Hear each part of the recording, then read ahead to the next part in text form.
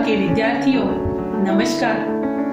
Last lecture में 28 इस पूरक पठन में हमने देखा था कि माँ जी सिरचन को मंजली भाभी की वजह से डांटती है। उसी समय मानू सिरचन को पान खाने के लिए देती है। यहाँ तक हमने देखा और सिरचन को वह पान देते समय समझाती भी है कि घर में 5 तरह के लोग हैं और वह किस प्रकार का काम अपना करते हैं, तो उनकी बातों में ध्यान देना नहीं। इससे आगे हम आज देखने वाले हैं।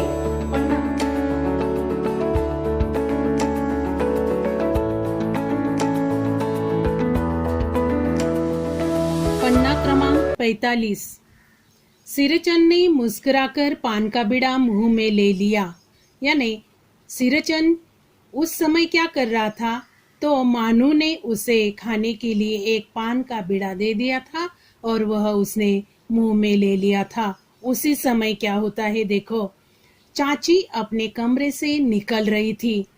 सिरचन को पान खाते देखकर अवाक हो गई। अवाक होना यानी चकित, स्तब्ध होना।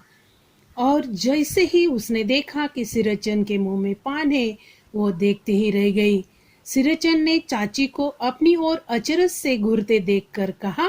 उसी समय सिरचन ने भी चाची की ओर देखा है और चाची अपनी ओर आश्चर्य से देख रही है, अचरज से घूर रही है, यानी गुस्से से देख रही है। ऐसा देखते हुए उसने कहा, छोटी चाची जरा अपनी डिबिया का गम कौवा जर्दा खिलाना।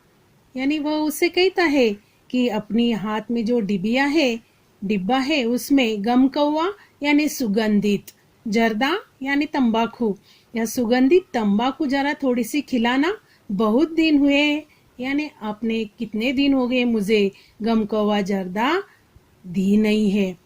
आगे देखेंगे। चाची कई कारणों से जली भुनी रहती थी सिरचन से। यानी ऐसे बहुत से कारण थे कि यह चाची जो है उसे सिरचन का बहुत गुस्सा आता था। जली भुनी रहना यानी नाराज रहना। हमेशा वह किसी न किसी कारण से उस सिरचन पर नाराज रहती थी। गुस्सा उतारने का ऐसा मौका फिर नहीं मिल सकता। उसने मन ही मन में सोच लिया कि सिरचन अब पान खा रहा है, गुस्सा उतारने का अच्छा मौका है। जैसे ही उसने उसे सुगंधित तंबाकू मांगी थी, वह भी गुस्सा उसके सिर में था और इसलिए वह झनकती हुई बोली, गुस्से में ही बोली, तुम्हारी बढ़ी हुई जीभ में आग लगे, घर में भी पान और गम कौवा जर्दा खाते हो, चटोर कही के। यानी वह गुस्से से ही, नाराजी से ही उसे डांटती है कि तुम्हारी इतनी जीभ बढ़ गई है, यानी जो भी मुंह आए बोलते रहता है, घर में भी पान और गम कौवा जर्दा खाते हो, चटोर कही के। चटोर यानी लालची कही के। और यह बात जैसे ही कथाकार ने सुनी, वे कहते हैं, मेरा कलेजा धड़क उठा, हो गया सत्यानाश। इस पैराग्राफ में हमने देखा कि सिरचन और चाची के बीच में जो बातचीत हो रही है और उसका परिणाम क्या हो गया है। आगे का पैराग्राफ हम देखेंगे। बस सिरचन की उंगलियों में से सुतली के फंदे पड़ गए। मानो कुछ देर तक वह चुपचाप बैठा पान को मुंह में घुलाता रहा, फिर अचानक उठकर पिछवाड़े पे थूक आया। यानी उस समय क्या हो गया है कि जैसे ही चाची ने उससे गुस्से में बात की है कि लालची हो, तुम्हें कुछ लगता नहीं, तुम्हारी जबान बहुत बढ़ गई है, ऐसी बातें जब वह सुनता है, यानी उसने डांटा है चाची ने उसे, तो यह उसी समय अपने मुंह में जो पान था वह मुंह में घुलाता है और उंगलियों से जो सुतली के फंदे पड़ गए थे वह कुछ देर के लिए चुपचाप हो गया है। और इस प्रकार यह उठकर अचानक पीछे जाता है घर में और पिछवाड़े पे थूक आता है। यानी मुंह में जो पानी इकट्ठा हो गया था पान खाने का, वह पानी वह थूकने के लिए बाहर चला जाता है। अपनी छुरी, हंसियां वगैरह समेट संभाल कर झोले में रखे और उसने पिछवाड़े थूकाने के बाद अपनी छुरी यानी जो पर्दा बनाने के लिए जो सामान अपना लाया था उसको वह सब कुछ अपने झोले में रखा है। टंगी हुई अधूरी चीख पर एक निगाह डाली और हनहनाता हुआ आंगन से बाहर निकल गया। यानी वह अपना सामान सब अपने झोले में रखकर जो चीक वह बना रहा था अधूरी है। वह टंगी हुई अधूरी चीक के ऊपर निगाह डालता है, नजर डालता है और हनहनाना यानी बड़बड़ाता हुआ आंगन से बाहर निकल गया। मानो कुछ नहीं बोली, चुपचाप अधूरी चीक को देखती रही।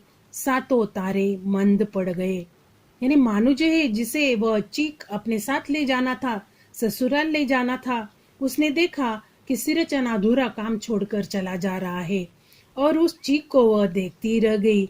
और उसने क्या देखा, जो कि वह पर्दा तैयार कर रहा था, उसमें जो तारे तैयार हो रहे थे वे तारे अब मंद पड़ गए, यानी अधूरे ही रह गए। और उसी समय माँ जी ने मानू को देखा है। माँ बोली, जाने दे बेटी, जी छोटा मत कर मानो, मेले से खरीद कर भेज दूंगी। तो इस पैराग्राफ में हमने देखा कि यह चाची की बातों से सिरचन को गुस्सा हो गया है। यानी यह सिरचन जो है अपना काम करने में माहिर है और उसके काम की वजह से अगर उसे किसी ने डांटा तो उसे पसंद नहीं है, क्योंकि वह अपना काम मन लगाकर करने वाला व्यक्ति है और वह ऐसा चाची की बातों से नाराज हो जाता है। अधूरा काम छोड़कर वह निकलने की कोशिश करता है। उसी समय माँ जी भी मानू को समझाने की कोशिश करती है कि जी छोटा मत कर, मैं तुझे दूसरा चीक मेले से खरीद कर भेज दूंगी। नेक्स्ट पैराग्राफ, मैं सिरचन को मनाने गया। मैं यानी कथाकार, यह एक पात्र भी यहाँ है जो कि यह कहानी लिख रहे, कथा लिख रहे हैं। वे आगे कहते हैं, मैं सिरचन को मनाने गया। क्यों मनाने गया? क्योंकि वह अधूरा काम छोड़कर चला गया था। जब वे उसे मनाने गए, क्या देखा एक फटी हुई शीतल पाटी पर लेटकर वह कुछ सोच रहा है। यानी एक फटी हुई शीतल पाटी यानी चटाई नीचे डालकर उसके ऊपर लेटकर यह सिरचन कुछ तो भी सोच रहा है, ऐसा उन्होंने देखा। मुझे देखते ही बोला, बबुआ जी अब नहीं, कान पकड़ता हूँ, अब नहीं।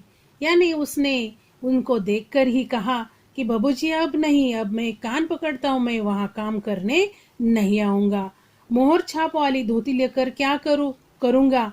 कौन पहनेगा? मुझे नहीं चाहिए मोहर छाप वाली धोती, उसे लेकर मैं क्या करूं? कौन पहनेगा उसे?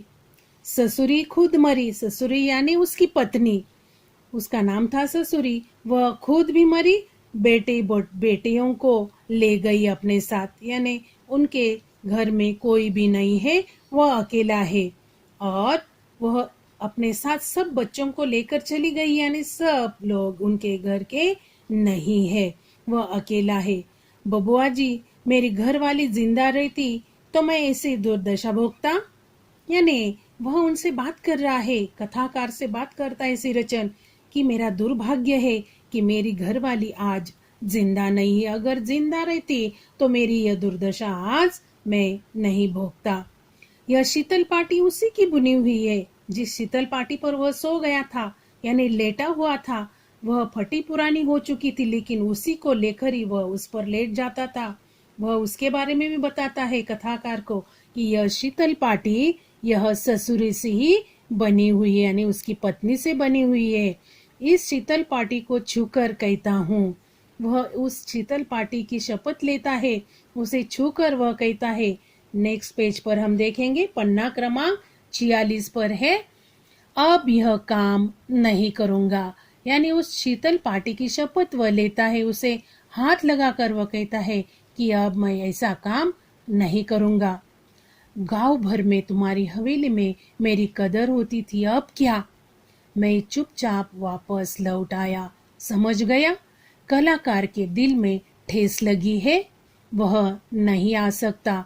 यानी इस लास्ट पैराग्राफ में हम देखते हैं कि कथाकार कहते हैं कि गांव भर में और हवेलियों में इनके काम की कदर होती थी। वह भी कहता है कि मेरी कदर की जाती थी, अब क्या? अब मैं काम छोड़ रहा हूँ। किसी का भी यह काम, शीतल पाटी बनाना, चीक बनाना, यह काम मैं आज से बंद करने वाला हूँ, क्योंकि लोग काम को देखकर भी मेरे बारे में कैसी कैसी बातें करते हैं, मुझे चटोर कहते हैं। वह मन ही मन नाराज हो जाता है। और फिर ऐसी बात सुनकर कथाकार कहते हैं कि मैं चुपचाप वापस लौट आया और मन ही मन समझ गया कि कलाकार के दिल में ठेस लगी है। ठेस लगना यानी बुरा अनुभव इस कलाकार को हो गया है, वह दुखी हो गया है, ऐसा इस ठेस लगना का अर्थ है, और वह नहीं आ सकता ऐसा भी मैंने समझ लिया है।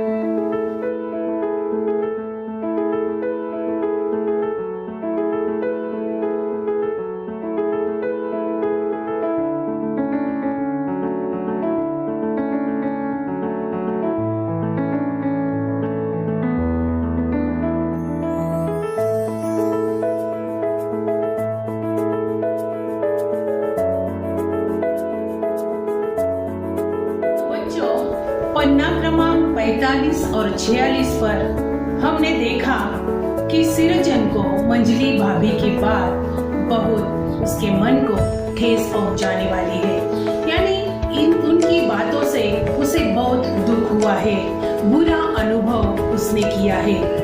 तो इस प्रकार इस पाठ को हम समझ गए हैं। जितना भी मैंने आपको समझाया, सिरजन की जानकारी आपको पता हो गई होगी।